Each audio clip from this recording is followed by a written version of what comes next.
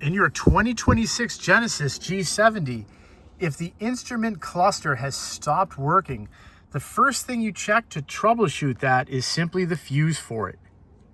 The location for that fuse is in two places. You can find it in the manual on page 955, and we can see that it is a 10A type fuse at the top middle. You can also see that on the fuse panel itself. So the fuse panel is located next to the steering wheel under the dashboard like this. And there it is right there. You can see the same exact chart, a 10A at the top middle. That is for your instrument cluster. Let's find that down here. And there it is. We can see that's the fuse right there. I'm going to put an affiliate link in the description to purchase fuses for this car. They're microblade too.